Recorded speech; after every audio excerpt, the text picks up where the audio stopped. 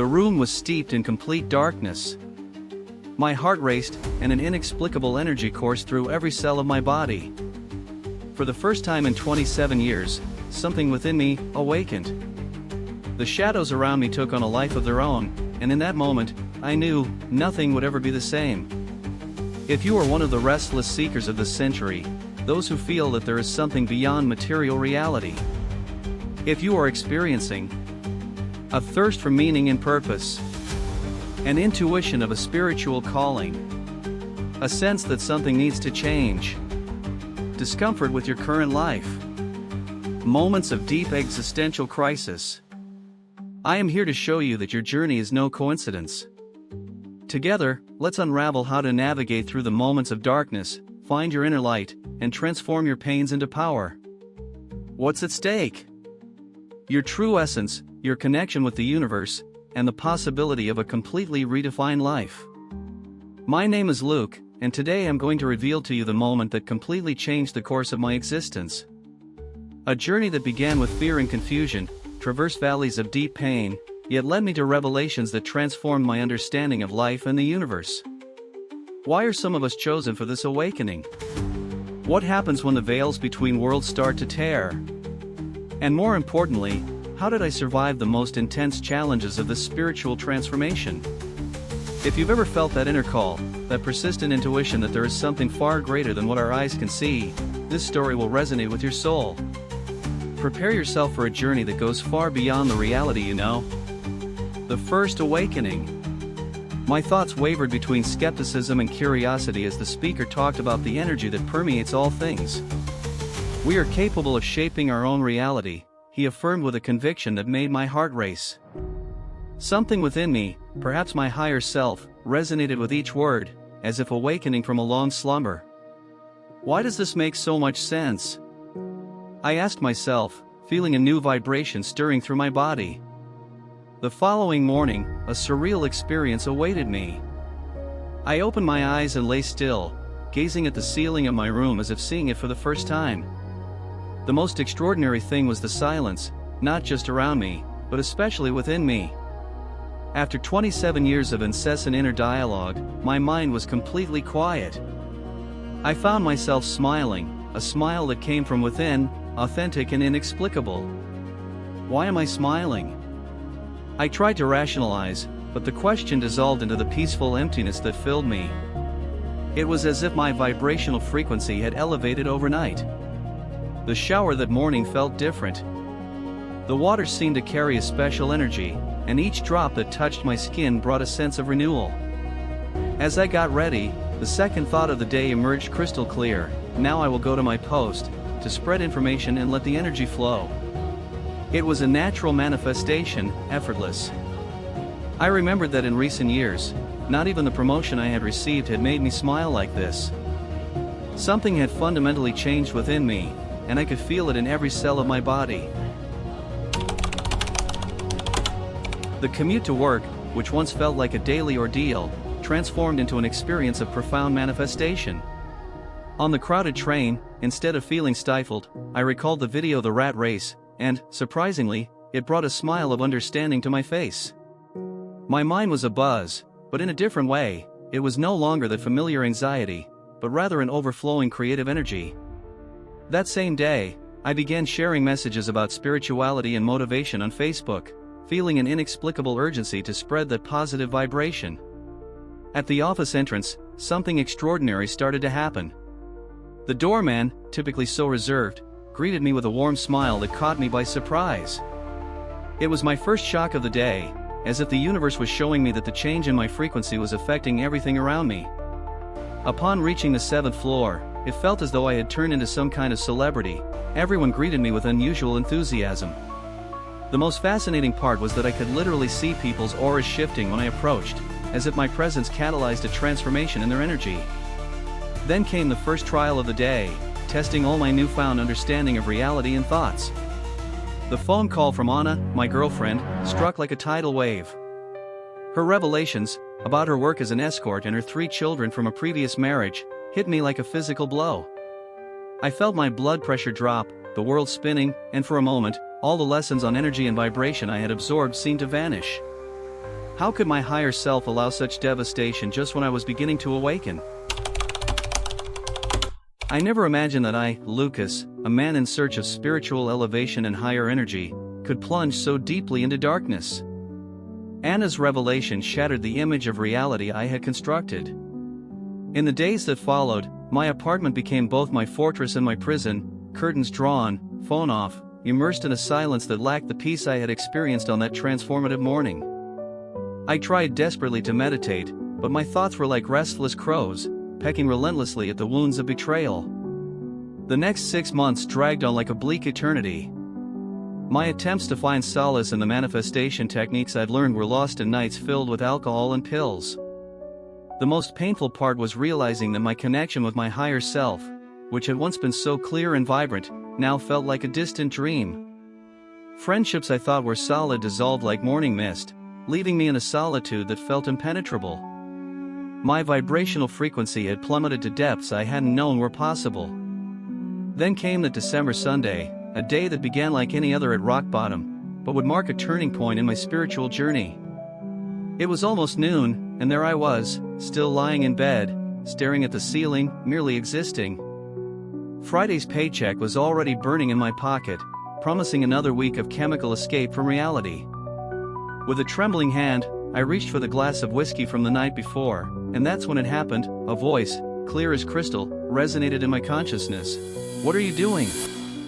The energy of that question sent shivers down my spine, prompting me to frantically search the empty 9th floor room, looking for its source. The loneliness of that Sunday was almost tangible, unlike anything I had ever experienced. The sound of the rocker neighbor's party drifted down the hallway, and I caught myself thinking bitterly, even that lunatic is happier than I am. The vibration in the room was so dense it felt like it was draining my last reserves of energy. I tried to distract myself with the television, but something within me, perhaps a spark of my higher self, urged me to search for a binaural frequency track on YouTube. It was as if a greater force was guiding me back to the path of meditation. In the darkness of my room, the first 30 minutes were a battle against my own thoughts. But then, recalling the techniques I'd learned in that transformative lecture, I began asking questions to the universe. And that's when it happened. A different voice emerged in my consciousness, not the usual critic, but something commanding yet welcoming. "Where are we?"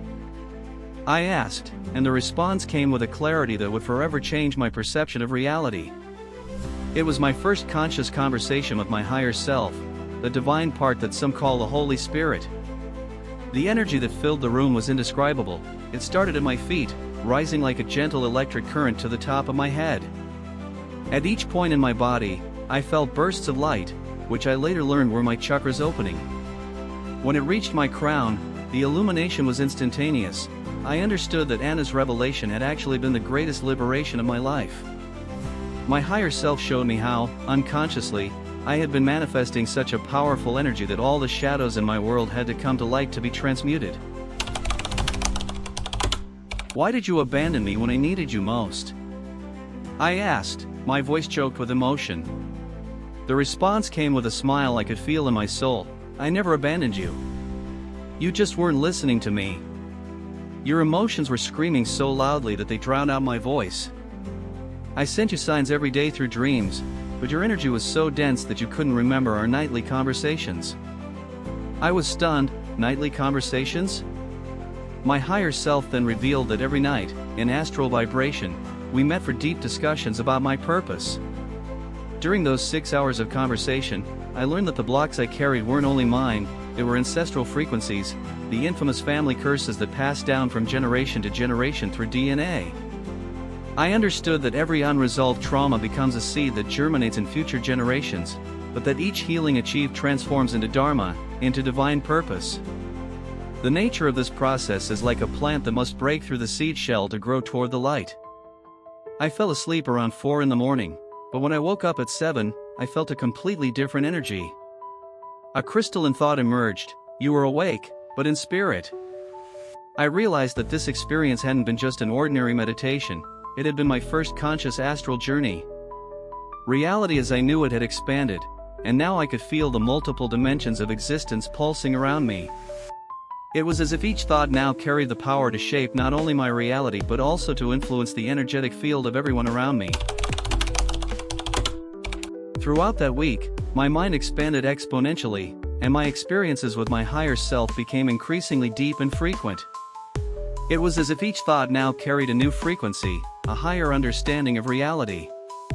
However, the universe had other plans to test my newfound spiritual connection. The following Monday, I was fired from the family business where I worked, an event that would reveal just how much my transformations disturbed those still bound to old energy patterns. My older brother, who should have been a mentor, chose to humiliate me publicly. "You do nothing, you're dead weight," his words echoed through the office, laden with toxic energy. The irony was undeniable. I was responsible for all HR training and accounting and had just warned him of an impending financial crisis. But how could the youngest dare to question the management of the firstborn? The hierarchical nature of the family bared its claws, and my new awareness threatened the established order. The impact went beyond the professional realm. Our family split like a fabric torn in half. On one side, my parents and brother, on the other, my sister and me. The maternal home, once a safe haven, became forbidden territory. It was the second wave of transformation hitting full force, forcing me to question whether my meditation practices and spiritual connection would be enough to withstand this new emotional storm. But this time, something was different. I was no longer alone with my destructive thoughts. Spirituality, I discovered, is not something that earthly problems can truly shake. It is more like nature itself, constant in its mutability. While struggling with the pain of family rejection, my higher self revealed a profound truth to me. The level of spiritual awareness is not measured by the absence of problems but by our ability to maintain our elevated frequency even in the midst of storms. It was as if each challenge was an invitation to a deeper manifestation of my true self. During nightly meditations, I began to understand that the best experience is not the one that teaches us after it happens, but the one that transforms us during the process. Like a spiritual alchemist, I learned to transmute the energy of adversity into fuel for growth. The storm's water became a revitalizing drink, the mud, building material for a new future. Each element that once caused me despair was now a tool of transformation, elevating my thoughts to ever higher levels of understanding. The truth is that there are no isolated talents in the universe. We are born to develop in a tribe, in a community. Experiences must be shared with those who vibrate at the same frequency of purpose. Our brain, like a cosmic receiver, is in constant evolution, processing emotions and experiences on two levels, the conscious and the subconscious, like a divine program running on different planes of reality simultaneously. I learned that the subconscious functions like a powerful background processor of energy, constantly responding to the dominant frequency of our conscious thoughts. This is why the environment and the people we engage with so profoundly shape our reality. They set the vibrational standard that our subconscious uses as a reference. When we talk to someone, it's not just words we exchange, but entire fields of energy intertwine, creating new possibilities for manifestation. It's fascinating how all knowledge about self-awareness follows patterns similar to those in nature.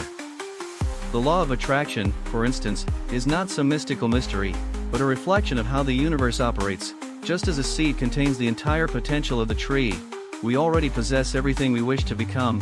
We simply need to activate these capacities through the elevation of our vibrational frequency. The secret lies in positioning ourselves as if we already are what we desire, for the universe responds not to our words but to the vibration we emit. An ancient philosophy says that our words impact hundreds, our actions impact thousands, but our thoughts aligned with our higher self can impact millions. The movement we make toward our spiritual growth creates energy waves that resonate far beyond our immediate understanding. It is like a collective meditation. The more we elevate our own frequency, the more we contribute to the elevation of global consciousness. Observing nature, I discovered that everything follows its own rhythm of development. Just as some plants bear fruit within 3 months and others take 5 years just to develop their roots, each spiritual awakening has its own timing. Our thoughts and emotions are like seeds we plant in the fertile soil of consciousness. Some bloom quickly, while others require a longer gestation period in the depths of our being. The key is to understand that each manifestation follows the universe's perfect timing. During my transformational journey, I realized that true spirituality is far simpler than many make it seem. It's like the energy that makes a flower bloom, it doesn't need to be complex to be profound. Our connection with the higher self is as natural as breathing, the vital flow that links our heart to the divine seed planted within us. It is the frequency that connects us to the supernatural while keeping our feet firmly grounded on the earth. The resources we need for our evolution already exist in spirit, just as a seed contains the full potential of the tree it will become. Our task is not to create something new, but to allow the highest vibration that already exists within us to manifest in our physical reality. It is a process of recollection, not acquisition. We are simply remembering who we truly are, awakening to our divine nature through meditation and conscious connection with our essence. In the next video, I'll share with you a very special journey, the family traumas and ancestral curses that my generation managed to break, as well as the relationship challenges I faced after my spiritual awakening. If you want to discover the techniques that helped me transform a repressed and lonely life into a fulfilling existence, subscribe to the channel and turn on notifications. That way, you won't miss a single detail of this story. Tell me in the comments, what would you like to know about spirituality? Are you curious about my journey? Or even better, share your own experience. Your story could inspire many people. See you in the next video.